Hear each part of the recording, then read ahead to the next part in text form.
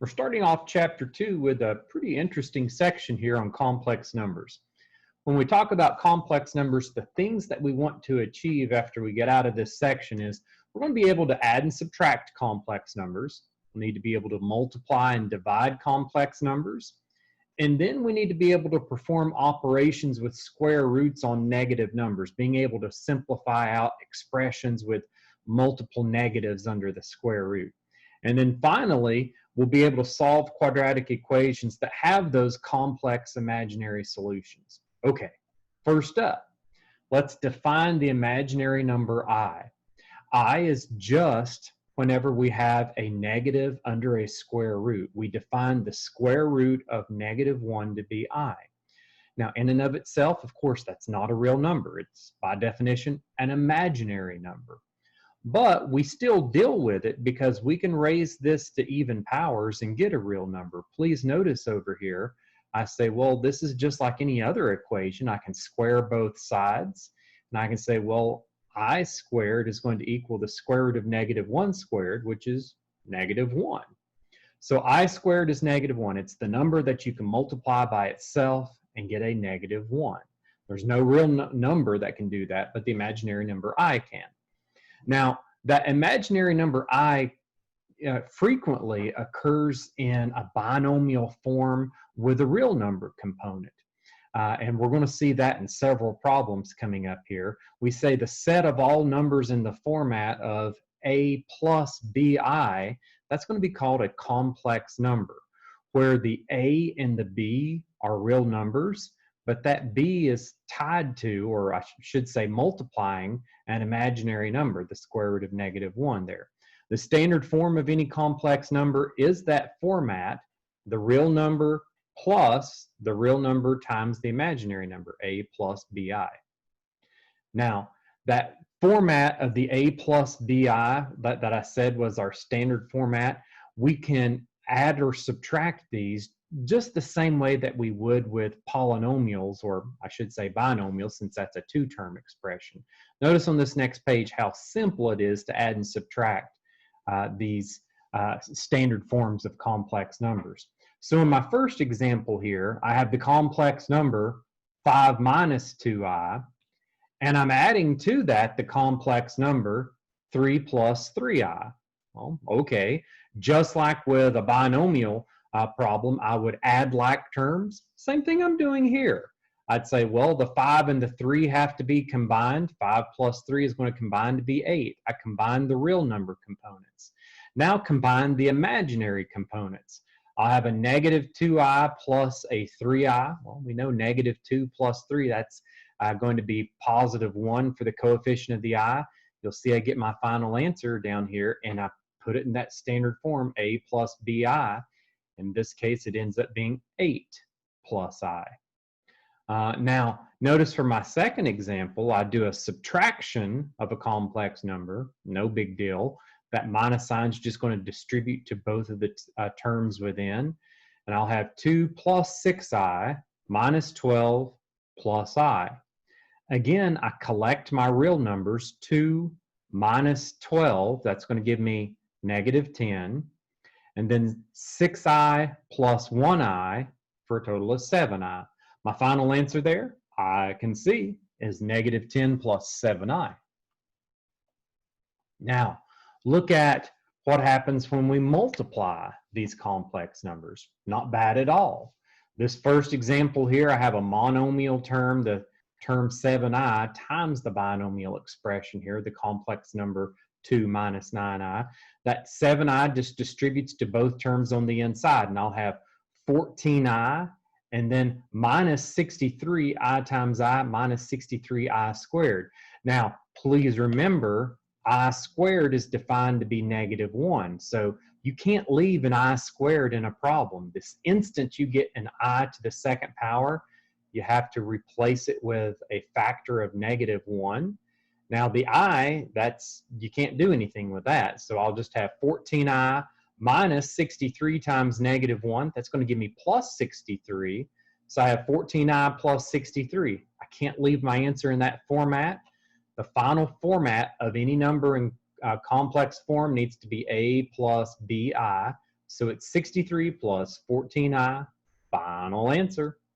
Now over here, I have two complex numbers being multiplied, and I just multiply them with FOIL just like I would two binomials.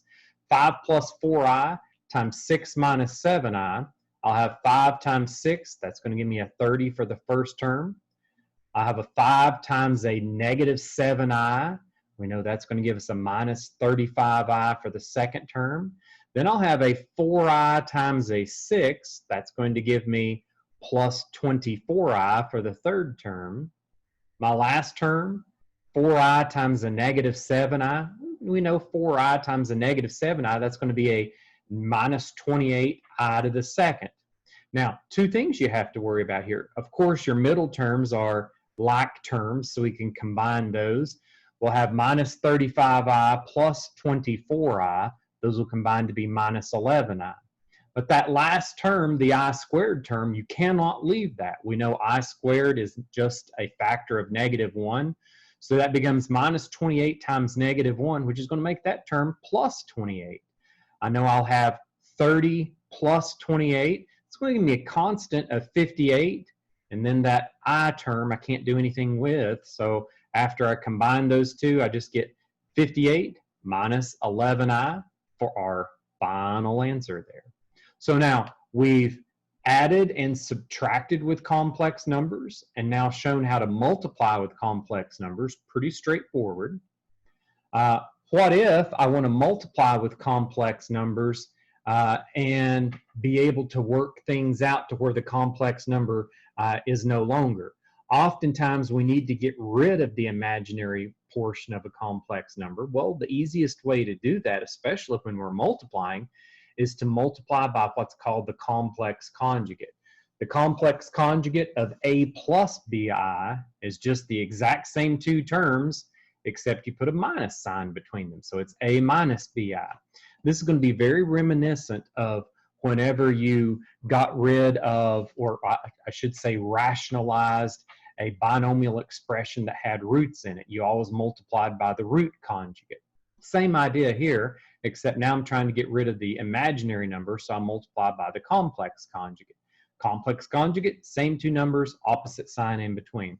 Notice what happens here if I multiply a plus bi times its complex conjugate, a minus bi. You'd say, well, okay, I would do the normal foiling process, a times a squared. Then I would have a times a negative bi, that's what I have here. Then I would have plus bi times a, I'll simplify these in a minute. And then my last term, you would have b times I times a negative b times I. I showed that there. Now let's simplify. Of course, a times a squared. My second term, I have a positive times a negative. That's going to be a minus ab times I. But then I'm going to have a plus abi. The whole point of multiplying by the conjugate every single solitary time, you see those middle terms are going to cancel. So it's always, always, always going to end up being the square of the first term minus the square of the second term every single solitary time. And you can see that's what's happened here. Middle terms canceled, you have a squared, and then I have the last term times the last term, but it's a positive times the next, so it's going to be minus the square of the last term. Well, that's going to become minus b squared I squared. Okay, so I'll have a squared minus b squared, but I know I squared, it's just a factor of negative 1. So that a squared minus b squared times negative 1, that negative 1 is only multiplying the b squared, so it's going to change the sign of it, which makes that a squared plus b squared. If you remember when we factored, we said difference of two squares, a squared minus b squared, factored to be a plus b times a minus b. We always said a squared plus b squared, sum of squares, we said was non-factorable. That's not true. It is factorable, but it's just not factorable in the real number system. You have to go into the complex number system before it has factors. A squared plus b squared, as you can see by working backwards here, factors to be a plus bi times a minus bi. Now, the goal of complex number division is to obtain a real number in the denominator. Similar when we have square roots in a rational expression, we say, well, we don't want a square root in the denominator, so we have to rationalize the denominator. Same idea here. In order to get rid of a complex number in the denominator, we're going to multiply the numerator and denominator of the complex number quotient by the conjugate of the denominator. To show you what I mean by that, look at this example. I have this complex expression here in fractional form, 5 plus 4i divided by 4 minus I. I do not want that complex number in the denominator. Need to get rid of that imaginary number component in it. All right. The way to do that is to multiply this fraction by an understood one. I can't change the value of it. It's not an equation, but I can say this expression is equal to the same expression times an understood one, where that understood one is just the conjugate of the denominator in both the numerator and the denominator being multiplied. All right, whenever I multiply that out, I'll FOIL out my numerator and denominator. I'll have 5 times 4 is 20. I'll have plus 5i plus 16i, and then plus 4i squared. We'll simplify that numerator in a moment. My denominator, you'll have your 4. There's really no need to put the middle terms. Every single solitary time, the middle terms will cancel each other out. So you might as well just say it's the first term times the first term, and the last term times the last term. It's going to be 16 minus I squared. Now, I know that that I squared is -1, so my denominator is going to become 16 minus a -1, which is going to be 16 plus 1. The whole point to this process was to get rid of the imaginary number in the denominator. You see that's been achieved. It's down to a 17. But now I need to simplify my numerator. The first step in doing that would be to combine your two middle terms to give you 21i. Your last term is plus 4 times -1. Well, that makes it -4. We're going to have 20 minus 4. Those combine to give you a positive 16. My numerator is 16 plus 21i. Both of those are divided by 17. Now, you might think, hey, that answer is great. It's pretty good, but that's not going to be the format that your homework or my math lab is going to want. They're going to want the standard format, which is a plus b times I. We have to say, well, what number is just a real number out in front? Well, it's the 16/17. You can distribute this 17 into both terms.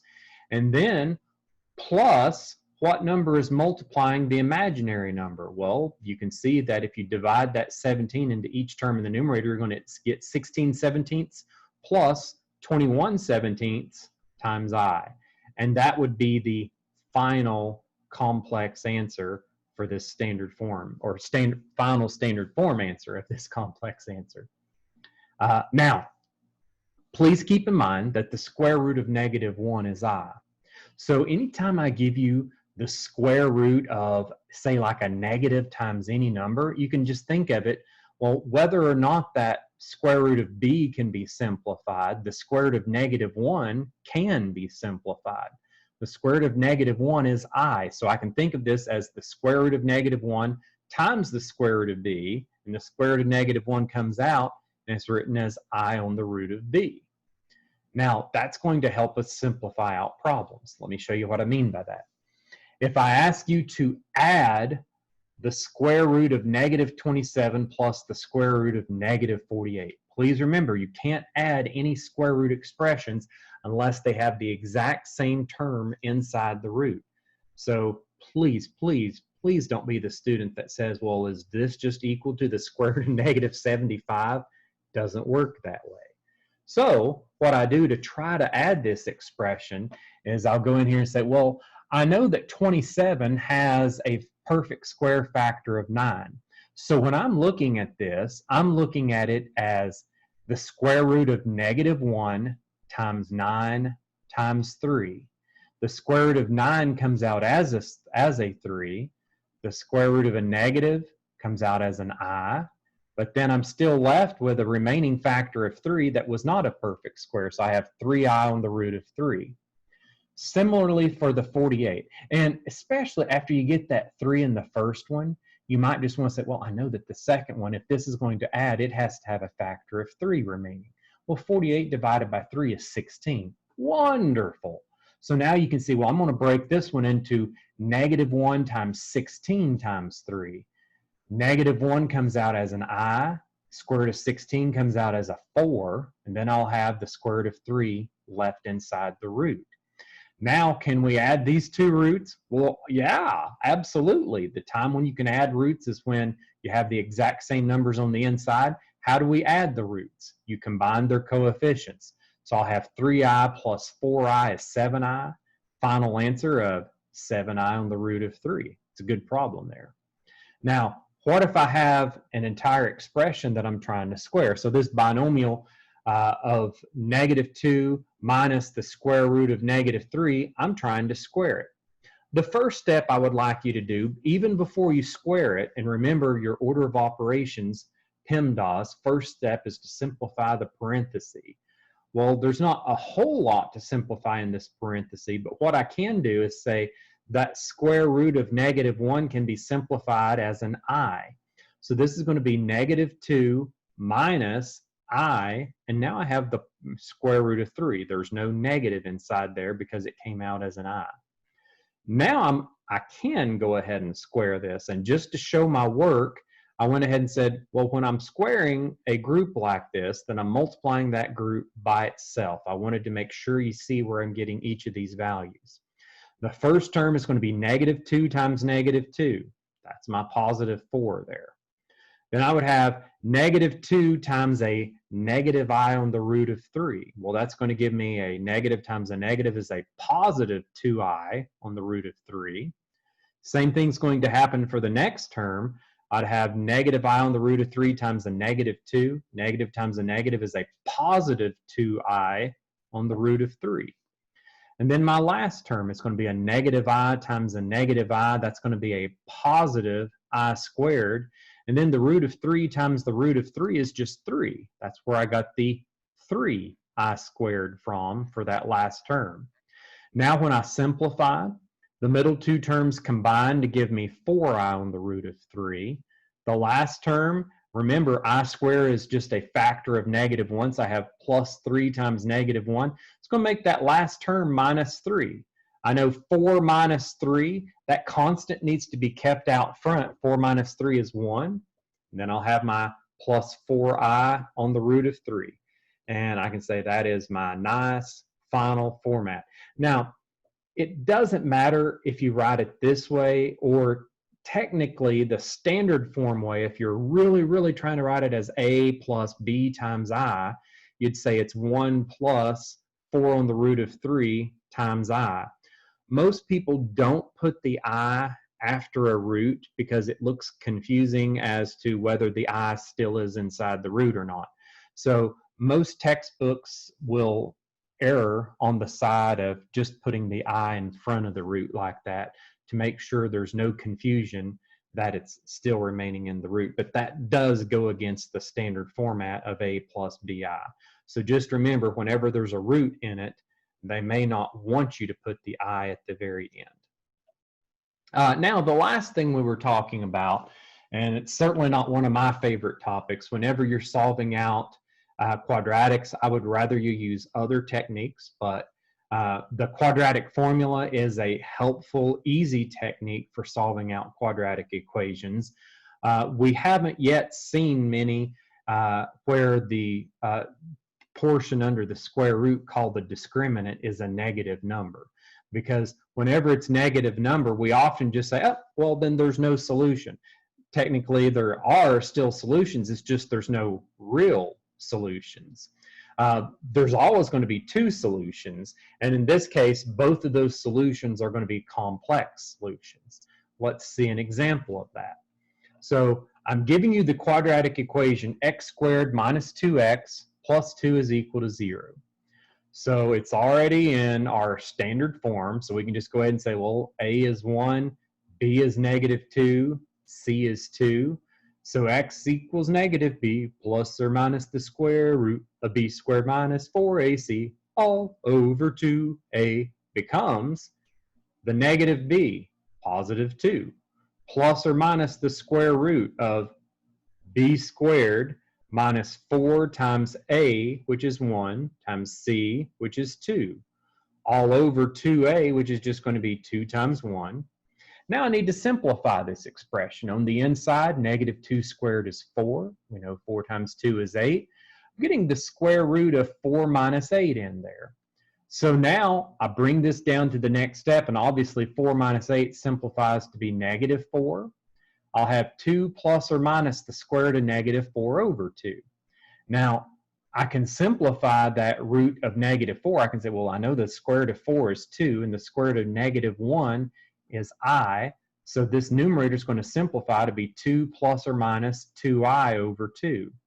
Now, I would like to simplify out and reduce down by a factor of 2. I'll show I can do that by factoring a 2 out of the numerator.